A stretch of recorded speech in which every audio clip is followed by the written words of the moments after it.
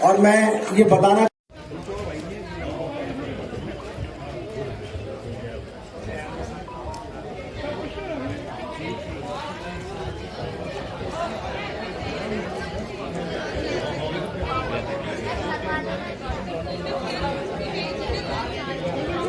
जी, आज 73वां विमुक्ति दिवस समारोह मनाया गया, जिसमें पूरे देश से अलग अलग प्रांतों से यहाँ पर पहुँचे, जो कि विमुक्त की जो जनजातीय लोग हैं, जो घूमने वाली जनजातियाँ हैं, अर्धघुमन जनजातियाँ हैं, आज इन सबको अपनी आवाज़ के लिए सरकार से लड़ना पड़ रहा है। आज मेघवाल जी तमाम यहाँ पर नेतागढ़ भी पहुँचे और उन्होंने आश्वासन भी दिया है। कैसे दिखते हैं इन लोगों की समस्याओं को, जो उनकी ना सिर पर छत है और ना नीचे रहने के लिए ज़मीन।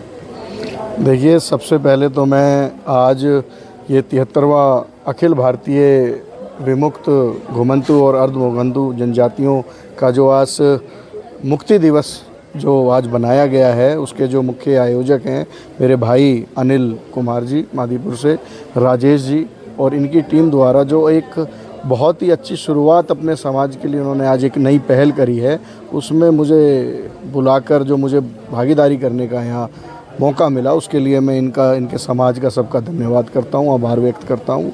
और जैसे कि अभी रमाकांत जी आपने कहा कि वाकई में ये हमारे देश के लिए आज बहुत ही दुर्भाग्य की बात है कि आज हमें हमारे देश की लगभग 20 करोड़ आबादी को अपने आप को मुख्य धारा में लाने के लिए हमें आज़ादी के 75 साल बाद आज हमें इस चीज़ की आवाज़ उठानी पड़ रही है, हमें अपना हक मांगना पड़ रहा है, जबकि ऐसा नहीं होना चाहिए। हमारे देश को आज़ाद हुए 75 साल हो गए।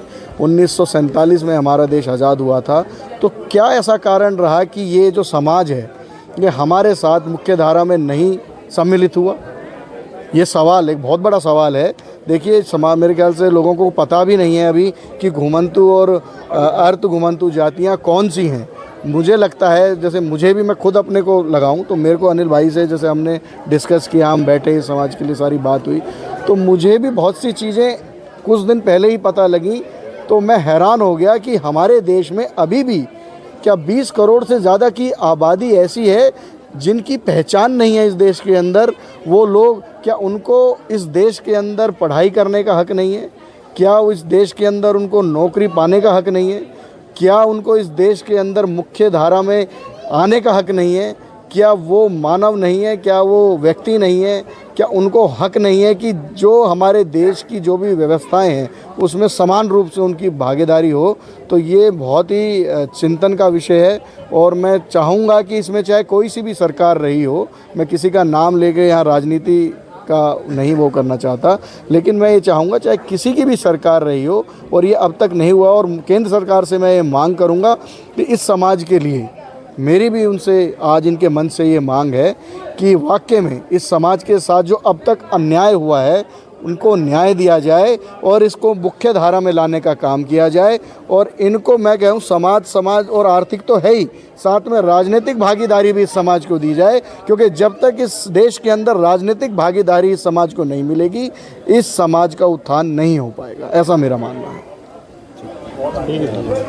जैसे आपने देखा, विरोध भी करेंगी, लेकिन हम तो खाली अपने अधिकार की और हक की लड़ाई कर रहे हैं। यादव ने कहा कि अपने भाषण में कि हम लोगों को उस लिस्ट में आना है जिस प्रकार से SC/ST की लिस्ट है, उसी प्रकार से हम लोगों की सूची होनी चाहिए और सरकार इस पर जल्द फैसला ले।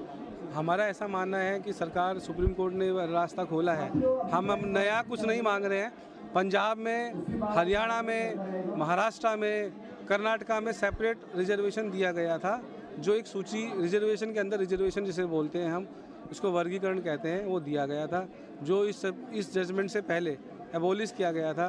तो सुप्रीम कोर्ट ने उसी जजमेंट के बेसिस पे ही जजमेंट दिया है कि ठीक है भाई, आपको राइट है, आप स्टेट एम्पिरिकल डाटा के बेसिस पे कर सकता है। और एम्पिरिकल डाटा काफ़ी है जो ये बताता है कि इन समाजों की हालत बहुत ही ज़्यादा ख़राब है।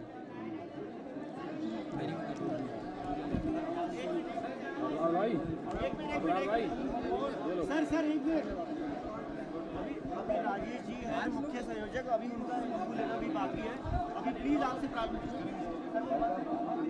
राजेश जी को बुला दीजिए। ऐसा नहीं मेरा सभी से आग्रह है कि अपने स्थान ग्रहण करें। अभी कार्यक्रम की रूपरेखा भी बाकी है और हमारे बीएमसी के और मंत्री महोदय डॉक्टर वीरेंद्र कुमार जी हमारे बीच कुछ समय में विलंब के बाद आने वाले